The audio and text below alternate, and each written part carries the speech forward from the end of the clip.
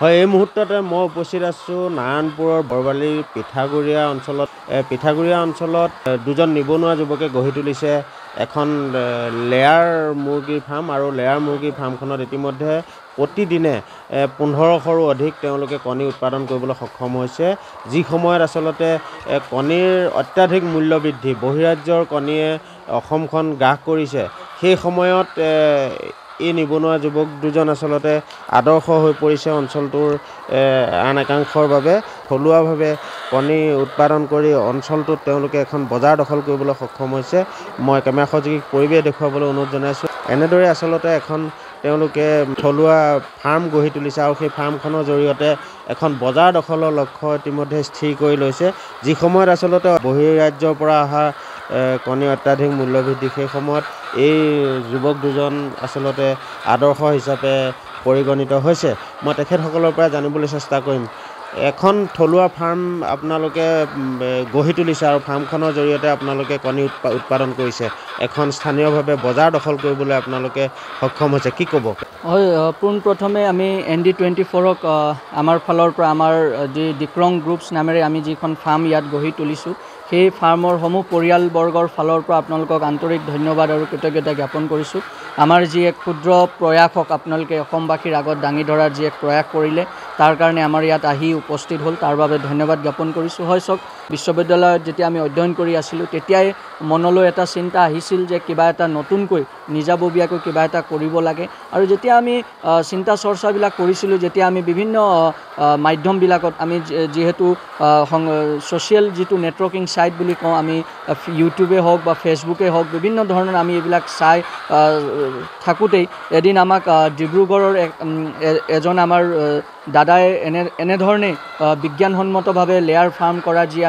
আমাৰ দৃষ্টিগোচৰ হৈছিল আৰু তেখেতৰ পৰা দিহা পৰামৰ্শ লৈ তেখেতৰ যিবিলাক পৰামৰ্শ তেখেতে আগবঢ়াইছিল, সেইবিলাক আমি অনুসৰণ কৰিয়েই নিজৰ গাঁঠিৰ ধনেৰে এটকা দুটকা পইচা আমি সাঁচি আজি মানে আমাৰ এই প্ৰায় আপোনালোকৰ এই লেয়াৰ ফাৰ্ম আজি আমি গঢ় দিব সক্ষম হৈছোঁ। আৰু আমাৰ ইয়াত নিজৰ লগতে আন দুগৰাকী ব্যক্তিক, গাঁৱৰ নিবনুৱা দুগৰাকী ব্যক্তিক লগত লৈ আমি এই আমাৰ ফাৰ্মখন আগবঢ়াই লৈ আছোঁ আৰু ৰাইজৰ যথেষ্ট সঁহাৰি আমি পাইছোঁ। এতিয়া আমাৰ ইয়াত প্ৰায় দৈনিক 1500 পৰা 1600 কণী উৎপাদন হয় আৰু ইয়াত আমি বজাৰৰ কাৰণে কোনো ধৰণৰ আমি হাৱাথাৰি খাবলগীয়া হোৱা নাই। যিসকলে দোকান কৰি নিজৰ জীৱিকা চলাই আছে, তেখেতসকলে নিজাববীয়াকৈ আহি আমাৰ পৰা কণীসমূহ সংগ্ৰহ কৰি লৈ গৈ আছে। চৰকাৰী সা সুবিধা কেনেধৰণে লাভ কৰিছে? চাওক, চৰকাৰী সুবিধা ক'বলৈ যাওঁতে আমি ব্যক্তিগত লোনৰ যি আমি বেংকৰ পৰা ঋণ লৈছোঁ, তাৰ বাদে আমি চৰকাৰৰ এপইচাৰো আমি সহায় সহযোগিতা পোৱা নাই। এই কিন্তু অতি পৰিতাপৰ বিষয়। আমি বিভিন্ন সময়ত আমি চৰকাৰৰ আমোলা বিষয়াক আমি যোগাযোগ কৰিছোঁ অথবা বিভিন্ন বেংকৰ লগত, বেংকৰ কৰ্মচাৰীসকলৰ লগত আমি কথা পাতোঁতে বিভিন্ন ধৰণৰ স্কিমৰ কথা আমি বিভিন্ন সময়ত আমাৰ অসমৰ মুখ্যমন্ত্ৰী হওক বা আন মন্ত্ৰীসকলে কয়, কিন্তু ফলপ্ৰসূ হোৱাকৈ আমি তেনেধৰণৰ কোনো ধৰণৰ সহায় সহযোগিতা এই পৰ্যন্ত আমি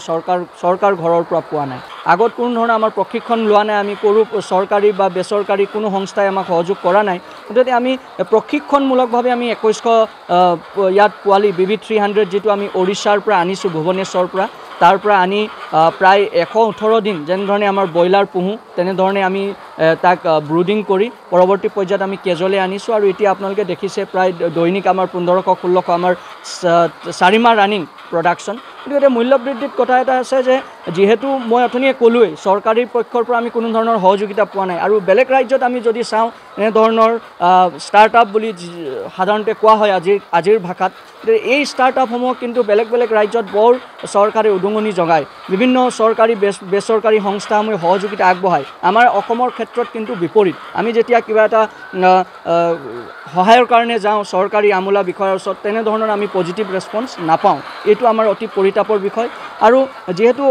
আপোনালোকে জানেই অসমৰ বজাৰ অন্ধ্ৰপ্ৰদেশৰ কণীয়ে দখল কৰি আছে, গতিকে আমাৰ এতিয়া অসমত বাহুবলী আদি কৰি বিভিন্ন তেনেধৰণৰ ফাৰ্ম ডাঙৰ ডাঙৰ গঢ়ি উঠিছে, কনৈক্যাৰো আছে। যে আমিও এটা প্ৰয়াস কৰিছোঁ, আমাৰ ভৱিষ্যত পৰিকল্পনা আছে। আৰু যদি চৰকাৰে এই ক্ষেত্ৰত বিশেষকৈ বাহিৰৰ পৰা যিকোনো বস্তু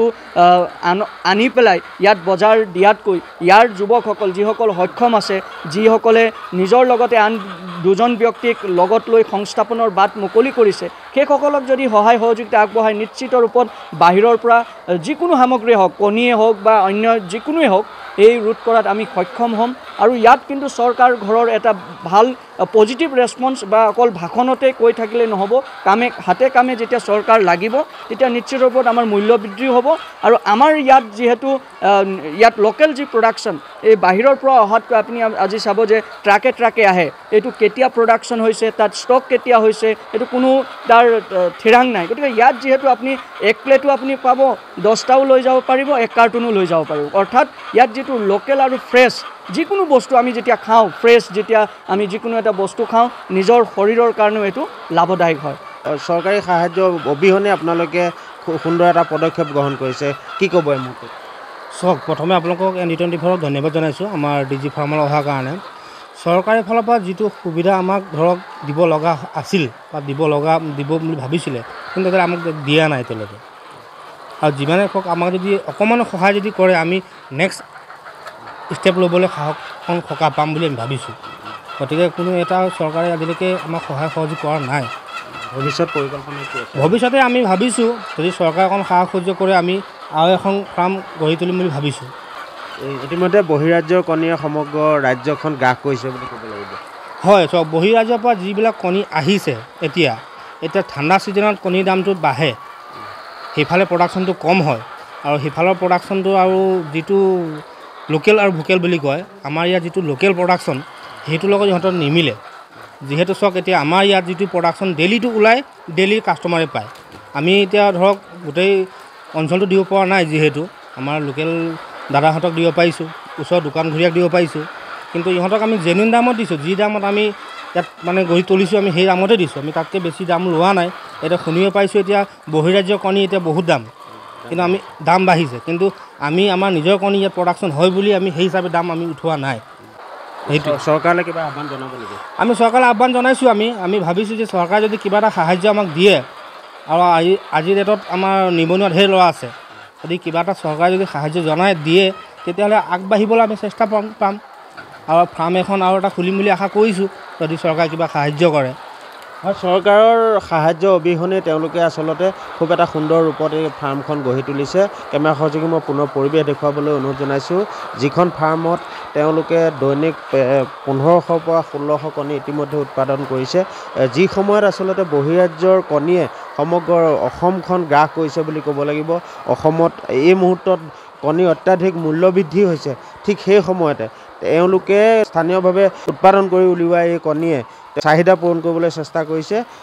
মই ND24ৰ জৰিয়তে নাৰায়ণপুৰৰ এই পিঠাগুৰি অঞ্চলৰ এই দিকং গোপুৰৰ যিখন লেয়াৰ ফাৰ্ম সেই লেয়াৰ ফাৰ্মখনৰ পৰিৱেশ দেখুৱাবলৈ চেষ্টা কৰিলোঁ